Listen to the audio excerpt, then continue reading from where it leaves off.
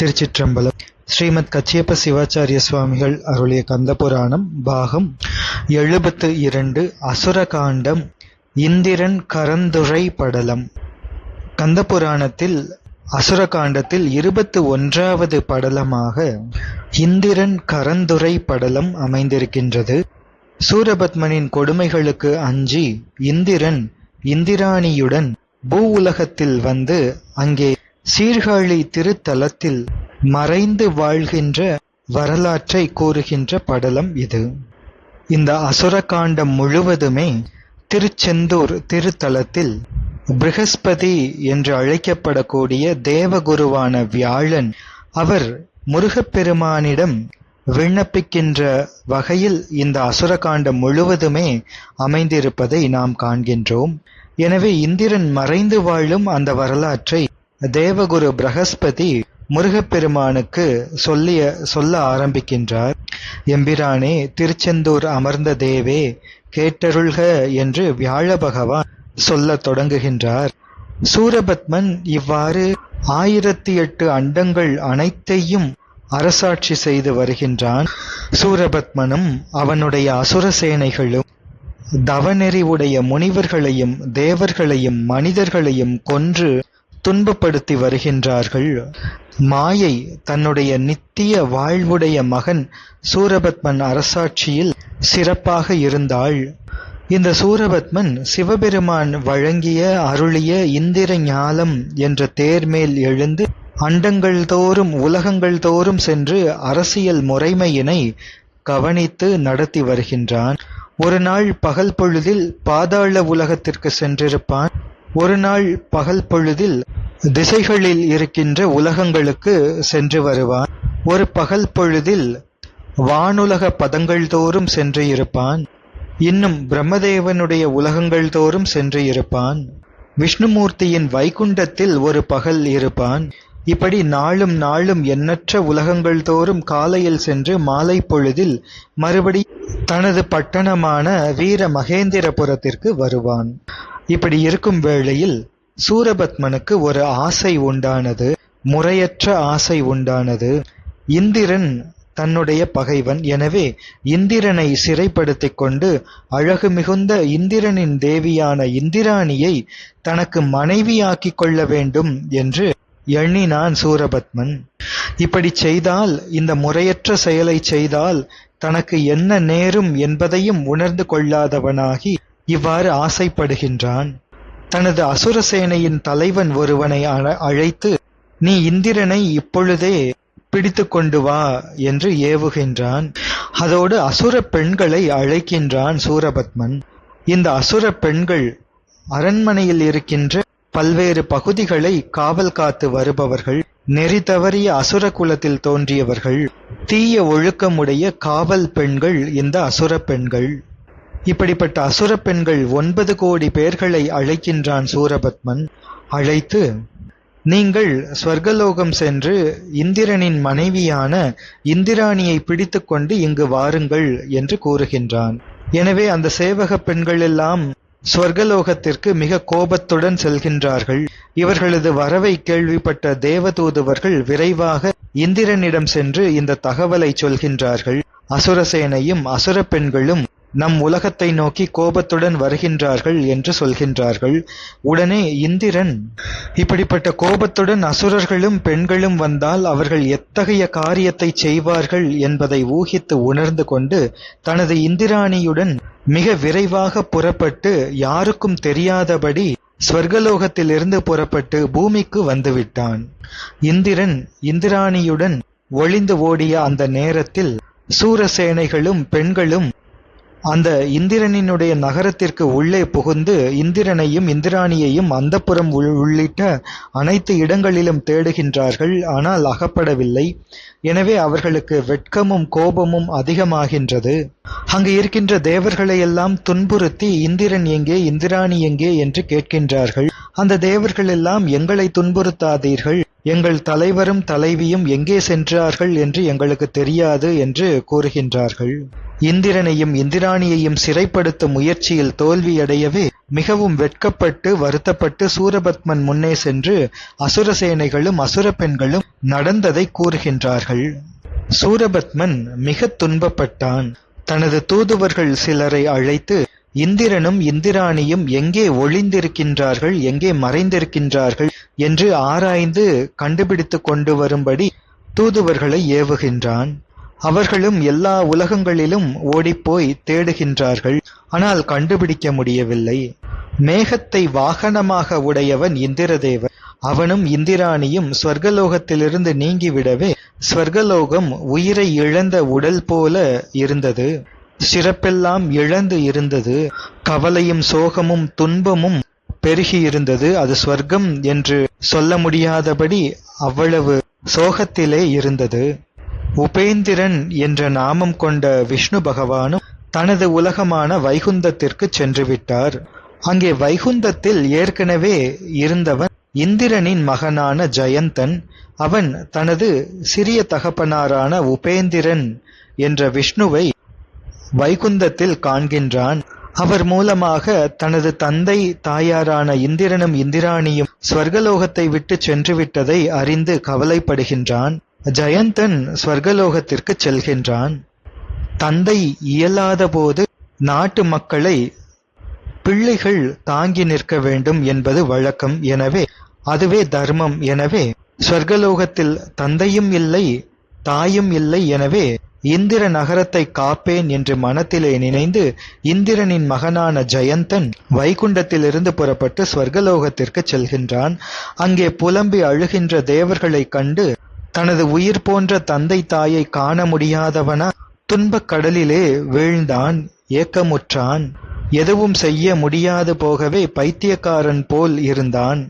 இப்படிப்பட்ட நிலையில் இந்திரனின் மகனான ஜயந்தனின் அந்த மயங்கிய உள்ளத்தை தெளிவிக்க வேண்டும் என்று நாரத மகரிஷி திருவுள்ளம் கொண்டார். ஜயந்தனை காண ஸ்வர்கலோகத்திற்கு வருகின்றார் நாரத மகரிஷி. நாரத மகரிஷிக்கு வேறு ஒரு சிம்ஹாசனத்தை இட்டு அதன் மீது முனிவரை அமரச் செய்து பக்கத்திலே நிற்கின்றான் ஜயந்தன். ஜயந்தன் நாரத மகரிஷியிடம் சொல்கின்றான், நித்தம் நித்தம் எங்களை வருத்தும் சூரபத்மனுக்கு பயந்து என்னை பெற்றெடுத்துக் கொண்ட மேலானவர்களான எனது தந்தையும் தாயும் எங்கோ சென்று விட்டார்கள். அவர்கள் சென்ற இடம் எனக்கு தெரியவில்லை. இந்த துன்பமெல்லாம் என்றுதான் அகன்று போகுமோ? எம்பிரானே சொல்லி அருளுக என்று நாரத முனிவரை கேட்கின்றான் ஜயந்தன். ஜயந்தன் செல்வத்தாலும் மற்றைய சிறப்புகளாலும் முன்பு செருக்கோடு இருந்தவன். அந்த செருக்குகளெல்லாம் இன்று அகன்று மெலிவுடன் இந்த தன்மையை ஜயந்தன் கூற நாரத முனிவர் அதனை உணர்ந்து தன் உள்ளத்தில் பேரருள் கருணை கூர்ந்து ஜயந்தனை நோக்கி முதலில் அவனை அந்த சிம்ஹாசனத்திலே அமர வைத்து பின் ஜயந்தனுக்கு உபதேச வார்த்தைகளை நல்ல வாசகங்களை சொல்லத் தொடங்குகின்றார். நாரத மகரிஷி இப்பொழுது சொல்லுகின்ற வார்த்தைகள் ஜயந்தனுக்கு மட்டுமல்ல, அது எல்லோருக்கும் பொருந்துவது ஆகும். அது எல்லா உயிர்களுக்கும் நாரத மகரிஷி அருளிய வார்த்தைகள். நாரத மகரிஷி சொல்லத் தொடங்குகின்றார், தீமை வருகின்றது என்றால் நன்மை வருகின்றது என்றால் இவற்றுக்கெல்லாம் ஒவ்வொருவரும் தாங்கள் செய்து கொண்ட வினைதான் காரணம். தாங்கள் ஏற்கனவே செய்த நல்ல செயல் தீய செயல் காரணமாகத்தான் இன்பமும் துன்பமும் அதற்கு ஏற்றபடி பெருமானால் கூட்டுவிக்கப்படுமே தவிர இன்பமோ துன்பமோ பிறர் மூலமாக பிறரால் ஒருபோதும் வராது. பிறர் நமக்கு துன்பம் செய்கின்றார் என்பதே பேதமையான கருத்து. பிறர் நமக்கு செய்வதெல்லாம் நாம் முன்னர் செய்து கொண்ட வினையின் விளைவுதான் அங்கே வருகின்றது என்பதுதான் உண்மை. எதுபோல என்றால் அமுதம் இருக்கின்றது, நஞ்சு இருக்கின்றது. இந்த இரண்டிலே அமுதத்திற்கு இனிமையும் நஞ்சிற்கு கசப்பும் வேறு யாராவது கொடுத்தார்களா? இல்லையே. அதுபோல முன்பு செய்த தீமையின் விளைவால் துயரமும் நன்மையின் விளைவால் இன்பமும் நமக்கு ஆகின்றது. இந்த உண்மையை உணர்ந்த பெரியவர்கள் தமக்கு இன்பம் வந்து சேர்ந்த பொழுது இது இனிதானது என்று மகிழ்ச்சியும் கொள்ள மாட்டார்கள். அந்த இன்பம் நீங்கி துன்பம் வந்த பொழுது மனம் சோர்வுற்று துன்பமடையவும் மாட்டார்கள். இன்பமும் துன்பமும் இந்த உடலுக்கு முன்பாக இயைந்து வந்தது என்று, இதற்கு முன்பு தான் செய்து கொண்ட வினையின் காரணமாகத்தான் இன்ப துன்பங்கள் என்ற இரண்டின் தொடர்பையே அவர்கள் இப்படித்தான் கண்டு கொள்வார்கள். அவர்கள்தான் எல்லாவற்றையும் கற்றுத் தெளிந்து கொண்ட பெரியவர்கள். வறுமையிலே இருப்பவர்கள் பின்னர் செல்வர் ஆவார்கள். செல்வராயிருப்பவர்கள் பின்னர் வறுமையிலே உழல்வார்கள். சிறியவர்கள் உயர்ந்தவர்கள் ஆவார்கள். உயர்ந்தவர்களாய் மதிக்கப்பட்டவர்கள் சிறியவர் ஆவார்கள். இது முறைமையாக நிகழ்வது ஒன்று ஆகும். முன்னே உள்ள ஊழின் பிரகாரமே இவ்வாறு நடக்கும். பிரகாசமுடைய கிரணங்களைக் கொண்ட சூரிய பகவானின் ஒளி விளங்கும் பூமியின் இயற்கையும் கூட அப்படித்தான் அல்லவா? இரவின் பின் பகலும், வெப்பத்தின் பின் மழையும், குளிரின் பின் வெப்பமும், கால நிலைகளும் அப்படியே உள்ளன. பெரியோர்கள் இதனை அறிந்துதான் ஒரு பொல்லாப்பும் இல்லை என கூறுவார்கள். பிச்சைக்கும் வழியில்லாமல் அலைந்திருக்கின்ற ஒருவன் மற்றொரு பிறவியில் அரசனாக உலகை ஆள வைக்கவும் படுவான். கஷ்டப்பட்டவர்கள் இன்பமும் அடைவார்கள். செல்வமும் வறுமையும் துயரமும் மகிழ்வும் ஆன இவைகளெல்லாம் நீக்கமில்லாது எங்கும் இருக்கின்ற உயிர்கள் யாவற்றுக்கும் என்றும் நிலையான பொருட்கள் என்று சொல்ல முடியாது. அப்படி எண்ண முடியாது. சந்திரனின் வெண்ணிறமான நிலவின் அந்த கதிர்களின் கற்றைகள் தேய்ந்து தேய்ந்து போய் பின்னர் மறுபடியும் வளர்ந்து வளர்ந்து நிறைந்து கொள்வது எப்படியோ அப்படித்தான் இன்ப துன்பங்களும். எனவே ஜெயந்தனே, உங்களது தாழ்வும் அசுரர்களின் உயர்வும் கூட நிலையானது அல்ல. இது உண்மை என்று நீ உணர்ந்து கொள். இந்த நகரத்தை விட்டு நீங்கிப் போன உனது தந்தையும் உன்னை பெற்ற தாயும் தம்முடைய உருவத்தை மறைத்து கொண்டு இந்த பூமியின் எல்லையில் எங்கோ ஓரிடத்தில் தங்கி இருக்கின்றார்கள்.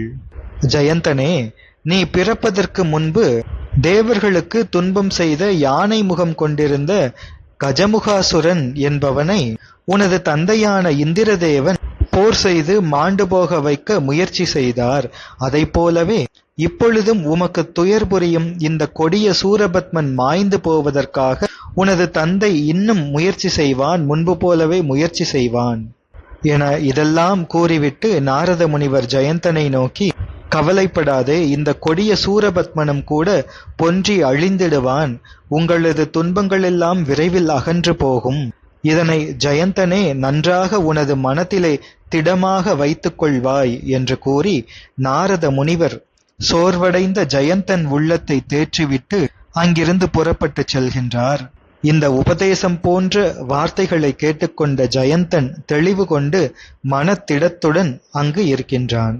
அது மட்டுமல்ல, ஜெயந்தன் வருத்தமடைந்த தேவர்களுக்கும் இதே போன்று ஆறுதலான பல வார்த்தைகளை சொல்லி அவர்களையும் தேற்றி மனதிடம் கொள்ளச் செய்தான். அதோடு தங்கள் பகைவனான சூரபத்மன் இட்ட பணிகளையும் ஏவல்களையும் தொடர்ந்து செய்யுமாறு அங்கே இருக்கின்றான். இனி இந்திரன் மறைந்திருக்கின்ற தன்மைகளை வியாழ பகவான் சொல்லத் தொடங்குகின்றார். இந்திரனும் இந்திராணியும் ஸ்வர்கலோகத்திலிருந்து புறப்பட்டு பூமிக்கு வருகின்றார்கள். அதிலும் தென்னாடான தமிழ்நாட்டில் சீர்காழி என்ற ஒரு திருத்தலம், 12 திருநாமங்களை கொண்ட திருத்தலம், மிக பழமையான திருத்தலம். பிரம்மபுரம், வேணுபுரம், புகலி, வெங்குரு, தோணிபுரம், பூந்தராய், சிரபுரம், புரவம், ஷண்பை, சீர்காழி, கொச்சைவயம், கழுமலம் என்று 12 திருநாமங்களை உடைய தலம் சீர்காழி.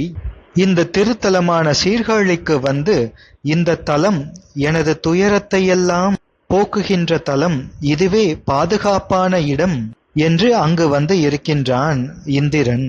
சீர்காழிக்கு வந்ததும் தனது கவலைகளையெல்லாம் இந்திரன் நீக்கிக் கொண்டு தனது மனைவி இந்திராணியோடு சிவபெருமானை வழிபட்டு கொண்டு வருகின்றான். சிவபெருமானுக்கு பூஜனை செய்வோம் என்று நினைந்து அதற்காக பூ எடுக்க வேண்டி அங்கொரு நந்தவனத்தை அமைக்கின்றான் இந்திரன். அந்த நந்தவனத்திலே சந்தன மரம், அகில், பலா, மாமரம், தேவதாரு, மஞ்சாடி, தேக்கு, கொத்து கொத்தாக மலரும் அசோகு, புன்னை, குராமரம், இவற்றோடு தென்னை மரம், வாழை, கரும்பு, கமுகு, வன்னி, காஞ்சி மரம், வேங்கை மரம் முதலிய மரங்களால் வேலி அமைக்கின்றான்.